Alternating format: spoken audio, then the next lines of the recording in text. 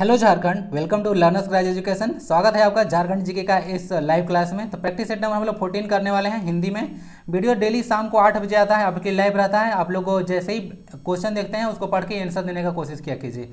Okay, तो चलिए शुरू करते हैं। और पहली बार चैनल पर आए हो तो विजिट किए हो तो सब्सक्राइब कर दें, वीडियो को लाइक करें जरूर। कोई भी क्वेरी आता है कमेंट बॉक्स में जरूर बताइएगा, ईमेल वगैरह सब मिल जाएगा। आज स्लाइड में ना नया लिया हूँ तो यहाँ पे ईमेल वगैरह आप लोग को देखने को नहीं मिल रहा है। अगले स्लाइड से सारी चीज़ अपीयर हो जाएंगे अपने आप। तो चलिए शुरू करते हैं। शुरू करते हैं। और क्या बात है। आज थोड़ा इंटरफेस सारा चेंज है, देख लीजिए। सारा आपके लिए ईमेल आईडी वगैरह है, चैनल वगैरह का नेम, टैगलाइन वगैरह सारा चीज़ दिख रहा होगा। थोड़ा सा मैं इंटरफेस चेंज कर दिया हूँ ना आज। तो फर्स्ट क्वेश्चन आता है, पद्मश्री से सम्मानित किस व्यक्ति को झारखंड का जल पुरुष के नाम से जाना जाता है? बताइए, झारखंड का जल पुरुष के नाम से किन्हें जाना जाता है? सिमन उरांव, जतिन साहू, केशव राव, कृष्ण राव दाते या फिर शिबू सोरेन? ये डायग्राम में दिख रहे होंगे, यही पर्सन है जिनको जो कि झारखंड में क्या है, जल पुरुष के नाम से जाने जाते हैं। तो बताइए कि इनको जो है से कौन है वो पर्सन? तो वह है आपके सिमन उरांव। बहुत लोग जानते होंगे सिमन उरांव को, जल के क्षेत्र में बहुत ज़्यादा काम किए हैं, तो यही सिमन उरांव पर्सन है। ओके, बाकी मैं कुछ आपके सामने यहाँ समक्ष में चर्चा करना चाहूँगा। जैसा कि आप जानते हैं कि मैं एक स्लाइड में भर भर की इन्फॉर्मेशन देता हूँ आपको। जैसे कि हम लोग जल पुरुष अगर नेशनल में बात करें कि ठीक है, राष्ट्रीय अगर जल पुरुष की बात करें, जल पुरुष के नाम से फेमस कौन है, तो वह है राजेंद्र सिंह। क्या है? राजेंद्र सिंह जो है जल पुरुष के नाम से फेमस है। आर.के. सिंह को जो है आर.के. सिंह जो है उनको आप लोग डॉल्फिन मैन ऑफ इंडिया जानते हैं, डॉल्फिन मैन। मांझी दशरथ मांझी जो है उनको आप लोग माउंटेन मैन के नाम से जानते हैं। ओके, ये सारे कुछ होते हैं। और एक क्वेश्चन बताइए तो मैंगो मैन ऑफ इंडिया किन्हें कहा जाता है? एक क्वेश्चन बताइए, मैंगो मैन ऑफ इंडिया किन्हें कहा जाता है? ओके, तो ये सारा चीज़ हो गया। Answer is Siman Oraon. Move करेंगे क्वेश्चन नंबर नेक्स्ट पे। निम्न में से कौन सा खिलाड़ी हॉकी और झारखंड जुड़ा हुआ है? कहने का मतलब है वो खिलाड़ी हॉकी का भी होने चाहिए और झारखंड से भी वो होने चाहिए। तो बताइए, वीरेंद्र लकड़ा, जयपाल सिंह मुंडा या फिर दिवाकर प्रसाद? क्या आंसर होना चाहिए? All 1 2 3, only 1 and 2, only 2 and 3 या फिर ओनली 1? तो देखिए इसका आंसर होगा 1 एंड 2 ना। ओनली 1 एंड 2 जो होगा तो वही हॉकी के प्लेयर है ना, जैसे कि वीरेंद्र लकड़ा और जयपाल सिंह मुंडा, यही हॉकी के प्लेयर है। और इनको तो कहना ही नहीं, जयपाल सिंह मुंडा के बारे में कितना बार चर्चा कर चुका हूँ इनके बारे में। 1928 में जो एम्स्टर्डम ओलंपिक हुआ था उसमें गोल्ड जीते थे, उसका कैप्टन इन्हीं के हाथ में था। ओके, कैप्टनसी जयपाल सिंह मुंडा के हाथ में। ओके, चलिए तो आंसर क्या हो गया? आंसर हो गया बी। ओके, चलिए अब यहाँ से कुछ अगर हॉकी के प्लेयर के बारे में और जाइएगा तो अंशुता लकड़ा ना, अंशुता लकड़ा और एक प्लेयर कौन है, निक्की प्रधान। क्या है? निक्की प्रधान। इनके बारे में याद रखिएगा, ये भी हॉकी के प्लेयर आपको देखने को मिलेंगे। नेक्स्ट क्वेश्चन की ओर मूव करते हैं। बालिका वधू में आनंदी का किरदार निभाने वाले, यही ना है आपके आनंदी? बालिका वधू में आनंदी का किरदार निभाने वाली अभिनेत्री का मूल नाम क्या है? बताइए। तो आप लोग को देखने को मिलेगा जो बालिका वधू में जो अभिनेत्री थी, आनंदी का किरदार जो निभाई थी अभिनेत्री, वो थी कौन? प्रत्यूषा बनर्जी, कोमल झा, शिल्पा राव, फिर श्वेता प्रसाद? तो यहाँ से देखने को मिलेगा वो थी प्रत्यूषा बनर्जी। इनका नाम प्रत्यूषा बनर्जी है। तो देख सकते हैं आप इनको, बालिका वधू में यही रोल की हैं। ओके, चलिए अब जमशेदपुर से है ना, जमशेदपुर से हैं, याद रखिएगा। जमशेदपुर से बहुत इंपॉर्टेंट पर्सनालिटी निकल गए हैं। ओके, जैसे में सौरभ तिवारी वगैरह हो गए। अब और भी आज भी बहुत सारा जानने को आपको मिलेगा। ओके, तो देख लीजिएगा इसका आंसर क्या हो गया? प्रत्यूषा बनर्जी। शिल्पा राव वगैरह भी देखने को मिला, कोमल झा वगैरह सब जमशेदपुर से ही हैं। नेक्स्ट क्वेश्चन देखते हैं, झारखंड राज्य की मांग को लेकर किसने मार्क्सवादी समन्वय समिति की स्थापना की थी? ओके, तो यशवंत सिन्हा, जॉर्ज फर्नांडिस, अरुण कुमार राय या फिर अरिंदम रॉय? तो देखिए इसका आंसर होगा, क्या होगा बताइए। जैसे ही देखते हैं आप लोग क्वेश्चन, टपाटप टाइप करने की कोशिश किया कीजिए, ए बी ए सी या फिर डी टाइप करते रहिए, बाकी आंसर देखते रहिए। थोड़ा वीडियो स्लो ज़्यादा करेंगे ज़्यादा लंबा हो जाएगा, ज़्यादा लंबा चीज़ ठीक नहीं लगता। ओके ना, फास्ट भी होना चाहिए और समझ में आना चाहिए। यशवंत सिन्हा, जॉर्ज फर्नांडिस, अरुण कुमार राय या फिर अरिंदम राय, क्या होना चाहिए? तो इस क्वेश्चन का आंसर आपका होगा अरुण कुमार रॉय ना। तो याद रखिएगा, यही जो है से झारखंड राज्य के मांग को लेकर ये झारखंड जो है से आपको देखने को मिलेगा मार्क्सवादी समन्वय समिति की स्थापना हम लोग मतलब उस समिति की स्थापना किए थे, अरुण कुमार रॉय। ये धनबाद से बिलोंग करते हैं ना, धनबाद। ओके, एक क्वेश्चन आएगा उसमें बताऊंगा झारखंड में जब बिलों को बिहार विधेयक जब पास हुआ था तो उस समय जो हम लोग से क्या क्या हुआ था उसमें थोड़ा चर्चा कर दूंगा। इसका आंसर जान लीजिएगा, अरुण कुमार राय है, मार्क्सवादी समन्वय समिति की स्थापना किए थे। नेक्स्ट क्वेश्चन की ओर देखते हैं, झारखंड के जमशेदपुर में जन्मे में से किस निर्देशक ने सोचा न था फिल्म बनाई थी? सोचा न था फिल्म में बताइए कि कौन जो है से जो है मतलब बनाए थे, उनको बताना है कौन है वो। तपन सिन्हा, शेखर कपूर, अनुराग कश्यप या फिर इम्तियाज अली, इनका तो फिगर लिया नहीं हूँ। वो देखिए वो आपको देखने को मिलेंगे जो निर्देशक हैं, ओके, वो हैं इम्तियाज अली। क्या है? इम्तियाज अली जी हैं, ओके, तो याद रखिएगा। इनका ना डाउनलोड किया हुआ था, बस यहाँ पे लगाना भूल गया। इम्तियाज अली थे, ओके। पीडीएफ मैं जब दूंगा ना, पीडीएफ टेलीग्राम से डाउनलोड कर लीजिएगा आप लोग, ओके, तो वहाँ पर मैं डाल के दे दूंगा। आंसर नेक्स्ट क्वेश्चन देखते हैं। अभिनेत्री सिमोन सिंह, क्या नाम है उनका? अभिनेत्री सिमोन सिंह का जन्मस्थली कौन है? जन्मस्थली बताना है आपको। जिन्होंने कल हो ना हो में अभिनय की और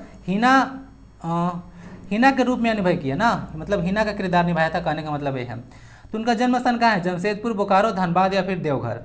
तो देखिए जो ये अभिनेत्री सिमोन सिंह थी, तो सिमोन सिंह थी, इनका भी आपको जन्म देखने को मिलेगा जमशेदपुर में ही। क्या होगा? जमशेदपुर में भी। तो क्या यार, जमशेदपुर वाले क्या करके रखे आप लोग? इतना सारा लोगों को मतलब प्रोडक्ट निकाल रहे हैं मस्त मस्त, मतलब क्या बताएं, मतलब मस्त कनेक्शंस वैसे मैं समझिएगा, कहने का मतलब इतने अच्छे अच्छे लोगों को वहाँ से निकाल रहे हैं, मतलब जमशेदपुर से बहुत इंपॉर्टेंट पर्सनालिटी निकल रहे हैं, ओके। तो मैं तो जब पढ़ रहा था तो मतलब आश्चर्यजनक हो गया कि और भी हम लोग कहाँ के हैं भाई, इधर से कोई क्यों नहीं निकल रहे हैं। तो चलिए क्या हो गया? जमशेदपुर इसका भी आंसर हो गया ना, तो जमशेदपुर फिर से आंसर आ गया सिमोन सिंह का। तो याद रखिएगा, कल होना में हिना की भूमिका निभाई थी। नेक्स्ट देखते हैं, झारखंड अलग होने के समय बिहार के मुख्यमंत्री कौन थे? चलिए यहाँ चर्चा कर दूंगा। देखिए जब झारखंड अलग हुआ था तो उस समय बिहार के मुख्यमंत्री आप लोग को देखने को मिलेगी राबड़ी देवी। कौन थी? राबड़ी देवी जो थी वह थी बिहार की मुख्यमंत्री, ओके, महिला मुख्यमंत्री थी, आपको मालूम होगा, लालू प्रसाद यादव जी की पत्नी है, ओके, देख लीजिएगा, ओके। चलिए तो बिहार से हम लोग ना 18 जिला, जो पता है कि 18 जिला को लेकर झारखंड का जो है फॉर्मेशन किया था, आपको मालूम है ना। और देखिए थोड़ा सा अगर बिहार जो पुनर्गठन जो विधेयक पास हुआ था बताता हूँ, जैसे कि 2 अगस्त को क्या हुआ था? 2 अगस्त 2000 ईस्वी में लोकसभा में पास हुआ था। कहाँ पे?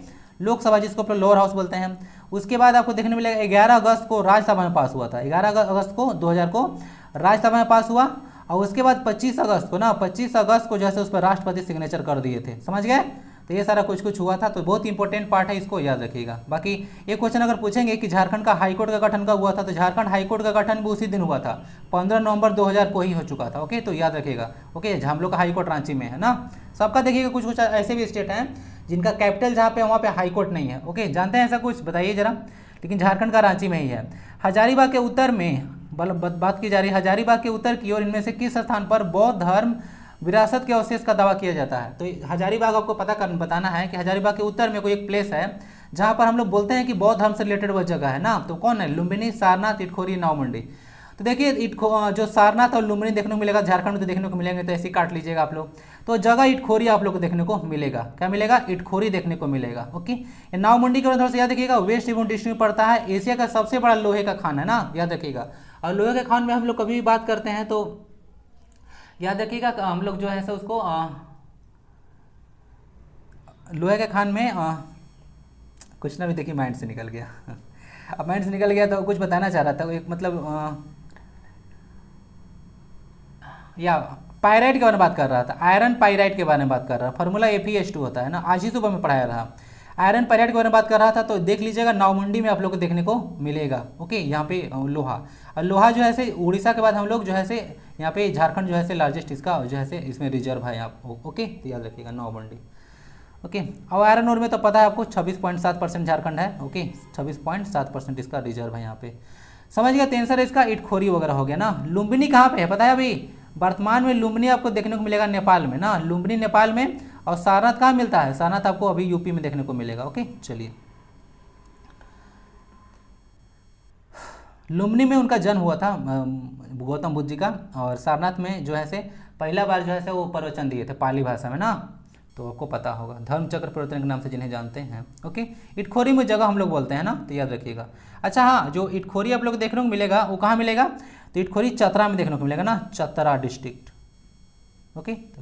तभी देखिए ऐसे चलता, धीरे धीरे भूल जाता, पता ही नहीं चलता है झारखंड के आधिकारिक सूत्रों के अनुसार इनमें से डैश जनजाति को अस्थायी कृषक के रूप में जाना जाता है। इनमें से किस होना चाहिए था ना, इनमें से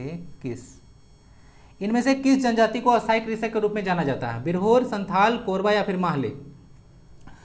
तो देख लीजिए वह संथाल जनजाति है ना, उसको अस्थायी कृषक के रूप में झारखंड में जाना जाता है, ठीक है। जो झारखंड का आधिकारिक सूत्र है उसको आप लोग क्या बोलते हैं? अस्थायी कृषक जाते हैं संथाल। संथाल झारखंड में सबसे ज़्यादा 34%। जितना भी जनजाति है 32 जनजाति, उसमें सबसे ज़्यादा इसी का है 34% जनसंख्या। ओके। और संथाल की भाषा आप लोग संथाली है, और जो कि ऑस्ट्रो एशियाटिक ग्रुप से बिलोंग करता है। मुंडारी भी ऑस्ट्रो एशियाटिक ग्रुप से ही बिलोंग करता है, थोड़ा सा याद रख लीजिएगा। यहाँ से थोड़ा सा बात कर लेते हैं। सबसे पहले संथाली आता है, उसके बाद उरांव जनजाति झारखंड सबसे ज़्यादा है, उसके बाद मुंडा, उसके बाद हो। इतना याद रख लीजिएगा। ओके, चलिए 32 जनजाति है, उसमें से 8 जनजाति जो है आपका देखने को मिलेगा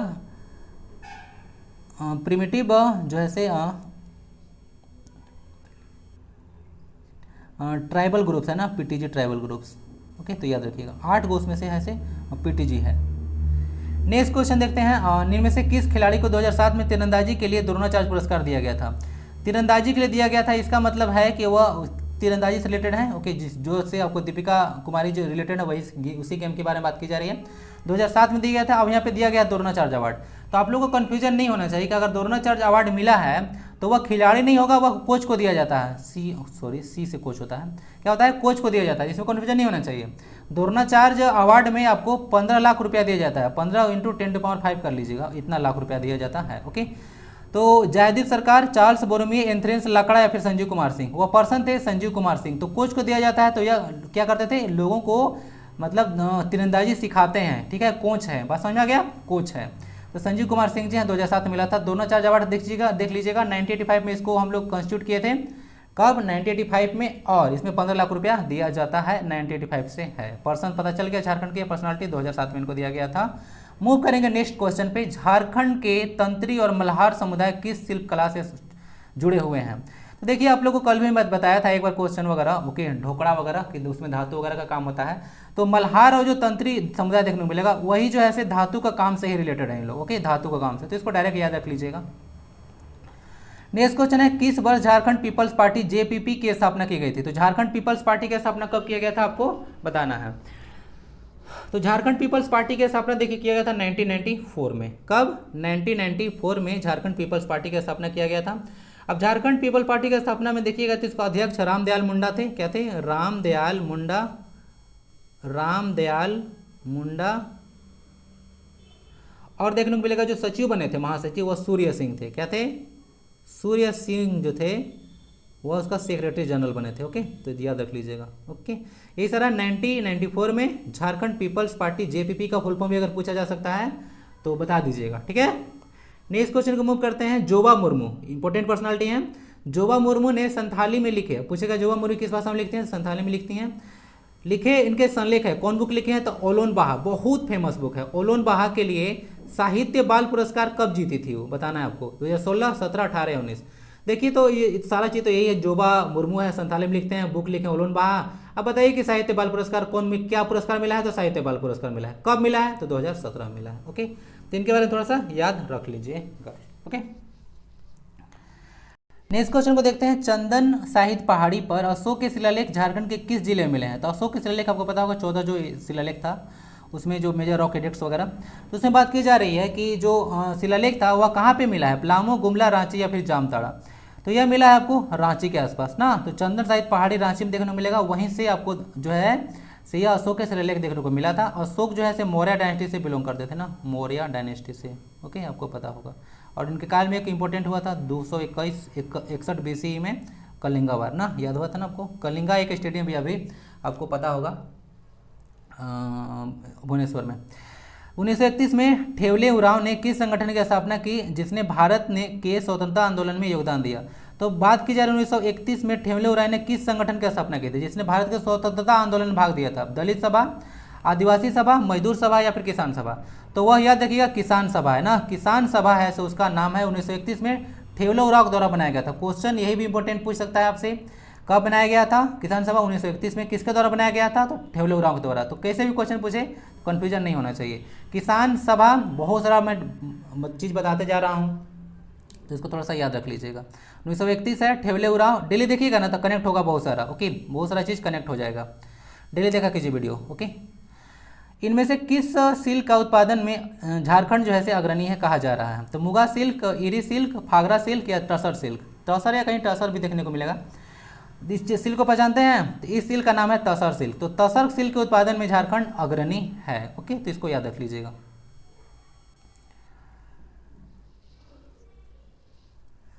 जमशेदपुर के उपन्यासकार तुहिन सिन्हा द्वारा कौन सी पुस्तक लिखी गई है? अब बोला जा रहा है कि जो जमशेदपुर के उपन्यासकार हैं, कौन है?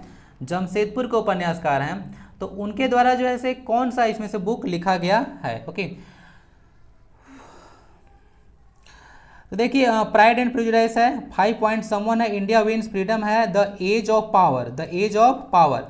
देखिए जो जमशेदपुर के, देखिए ये भी पर्सन आप तुहिन सिन्हा, ये भी आपको देखने को कहाँ को मिल गए, ये भी जो है आपको जमशेदपुर देखने को मिल गए। इसीलिए मैं कह रहा हूँ कि बहुत मस्त मस्त पर्सनालिटी जो है वहाँ से निकल कर आए हैं। तो देख लीजिएगा, जो तुहिन सिन्हा है वो भी जमशेदपुर के ही हैं, तो बर्थ प्लेस पूछा जाएगा तो बता दीजिएगा। प्राइड एंड प्रेजुडिस हंसी आ रहा है। 5 point someone, India wins freedom, the age of power, मतलब बताइए प्राइड एंड प्रेजुडिस मतलब जेन ऑस्टिन के द्वारा लिखा हुआ बुक है।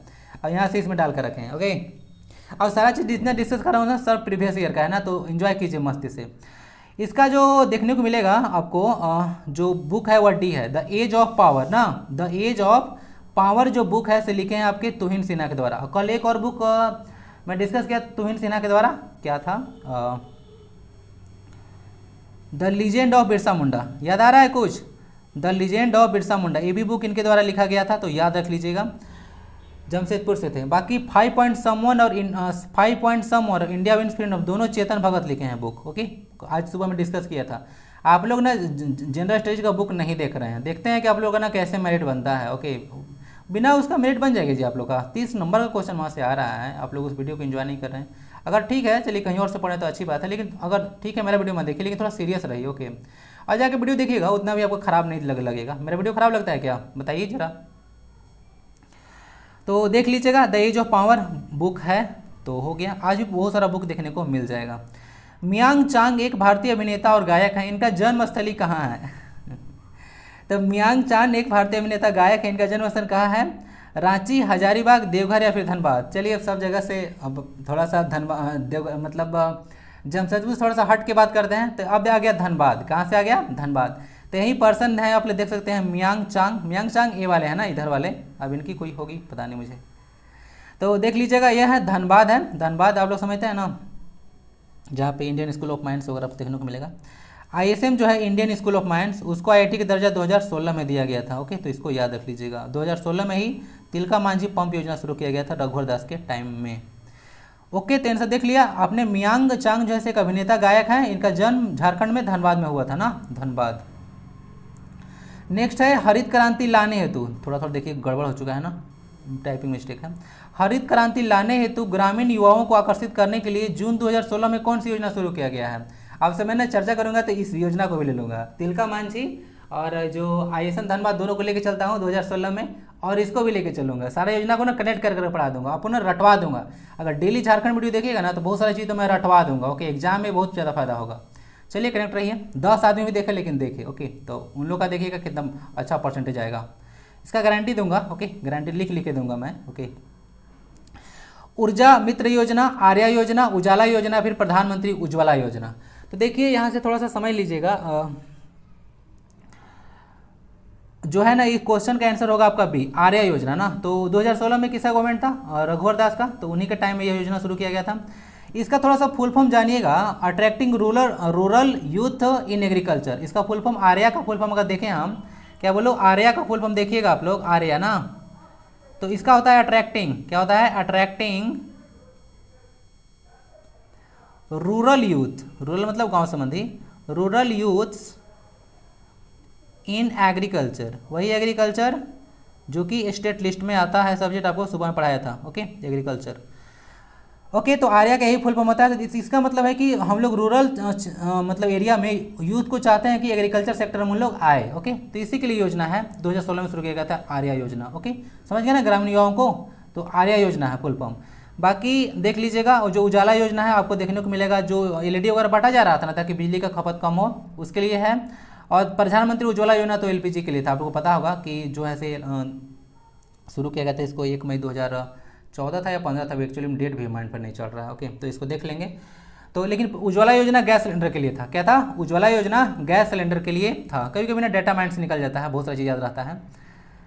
अच्छा हाँ, उजाला योजना का फुल फॉर्म याद रख लीजिएगा। उजाला जो है, उज्ज्वला की बात नहीं कर रहा हूँ, उजाला दोनों अलग अलग है। उजाला योजना LED के लिए है, उज्ज्वला योजना गैस सिलेंडर के लिए, LPG।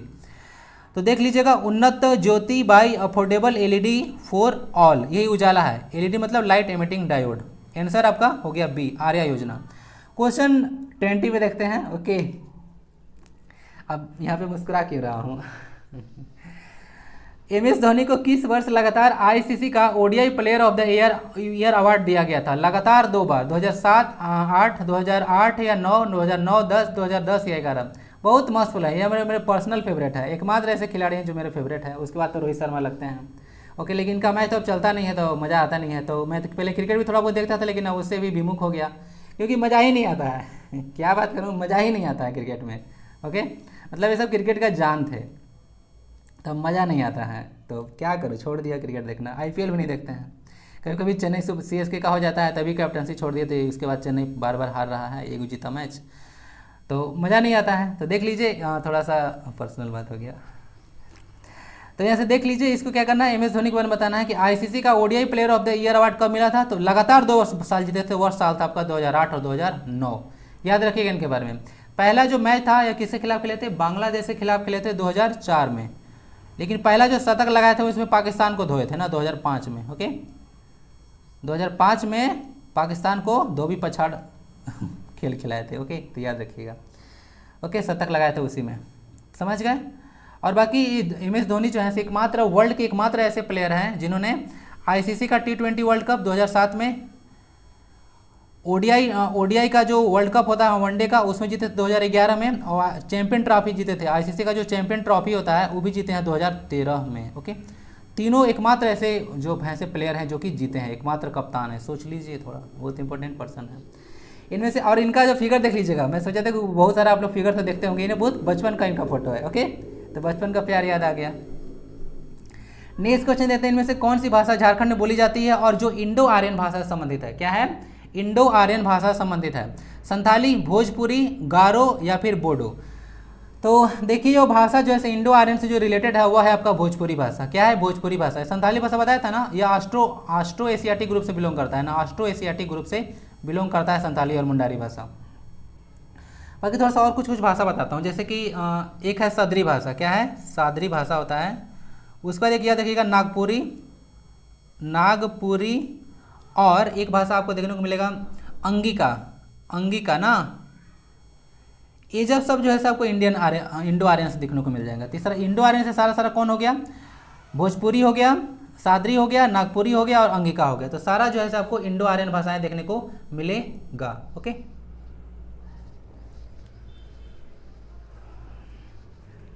चलिए तो याद रख लीजिएगा। और Santhali Mundari Austro Asiatic group. Jharkhand में तेनूघाट थर्मल पावर प्लांट कहाँ है? तो देखिए, जो झारखंड में जो Tenughat thermal power plant Palamu में है, धनबाद में है, सरायकेला में है या बोकारो में है? तो देखिए, जो तेनूघाट आपका पावर प्लांट देखने को मिलेगा, तेनूघाट पावर प्लांट हुआ पलामू, धनबाद या फिर सरायकेला या फिर बोकारो? तो वह देखिए आप लोग को बोकारो में देखने को मिलेगा ना। या झारखंड में तेनूघाट कहाँ मिलेगा? बोकारो में देखने को मिलेगा, यही है। ओके ना, तो याद रखिएगा Tenughat thermal power plant. Next question देखते हैं, इनमें से कौन एक द्रविड़ मूल की जनजाति है जो छोटा नागपुर क्षेत्र में पाई जाती है? या द्रविड़ मूल की जनजाति बोला जा रहा है? उरांव, असुर, माहली या फिर जो है से बिरजिया? तो द्रविड़ मूल की जनजाति आपको उरांव जनजाति देखने को मिलेगा ना, उरांव जनजाति। ओके, उरांव जनजाति को हम लोग क्या बोलते हैं? इसका जो शासन व्यवस्था है उसको पढ़ा पंचायत बोलते हैं। बताया था ना, पढ़ा पंचायत शासन व्यवस्था, पढ़ा पंचायत शासन व्यवस्था बोला जाता है। और झारखंड में दूसरी सबसे बड़ी जनजाति है, याद रखिएगा। यही एक ना यात्रा भगत, याद है आपको यात्रा भगत के बारे में बताया था? तो क्वेश्चन पूछते हैं ना कि यात्रा भगत जो है से किस आंदोलन जानते हैं? तो यात्रा भगत जो आंदोलन है वो उरांव जनजाति का था ना। यात्रा भगत को यात्रा उरांव के नाम से भी आप लोग कभी कभी जानते हैं। उरांव भी लिखते हैं ORAON ऐसे करके। भारतीय स्वतंत्रता का पहला संग्राम झारखंड में 30 जुलाई 1857 को, ऐसे सबको पता होगा कि 10 मई को ना, 10 मई 1857 को मेरठ से शुरू हुआ था, जो आज़ादी की पहली लड़ाई था। तो वह झारखंड में कहाँ शुरू हुआ था? गुमला, जामताड़ा, हजारीबाग या फिर दुमका? तो आप लोग को देखने को मिलेगा जो ये जो वार था आपका फर्स्ट वार, वह हजारीबाग से शुरू हुआ था ना। कहाँ शुरू हुआ था? हजारीबाग से शुरू हुआ था। ओके, चलिए बाकी हजारीबाग से याद रखिएगा, सोहराई कोहबर पेंटिंग यहीं से निकल कर आता है, सोहराई कोहबर पेंटिंग यहीं से निकल कर आता है। ओके, तो इसको याद रख लीजिएगा। जिसको जीआई टैग मिल चुका है, इसीलिए इंपॉर्टेंट पार्ट बताता हूँ। और हजारीबाग में आपको सूरज कुंड जल कुंड देखने को मिलेगा, जिसका टेम्परेचर 88 डिग्री सेल्सियस के आसपास है। ओके, एशिया का सबसे जो है से गर्म जल कुंड है। क्वेश्चन 24 देखते हैं 25। द सोल्जर गर्ल पुस्तक किसने लिखी है? द सोल्जर गर्ल बोला जा रहा है, पुस्तक किसने लिखी है? निकिता सिंह, ज्ञान सिंह, तुहिन सिन्हा या फिर स्वप्निल पांडे। देखिए जो सोल्जर गर्ल देखने को मिलेगा वो लिखी है आपकी स्वप्निल पांडे। कौन लिखी है? स्वप्निल पांडे जो है से देखने को मिलेगी।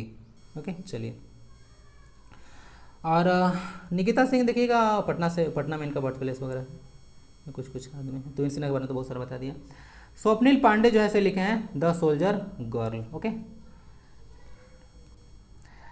तो यही सर। अच्छा हाँ, कुछ निकिता सिंह का बुक देख लीजिए। स्वप्निल पांडे का यहाँ पे तो बुक ले लिया था। ओके, थोड़ा सा निकिता सिंह का बुक देख लीजिएगा यहाँ से। जैसे निकिता सिंह है like a love song, Nikita Singh लिखी है। उसके बाद after all this time book है यहाँ पे। Every time it rains book है, इसे देख लीजिएगा। If it is not forever, तो ये सारा बुक थोड़ा सा पढ़ लीजिएगा।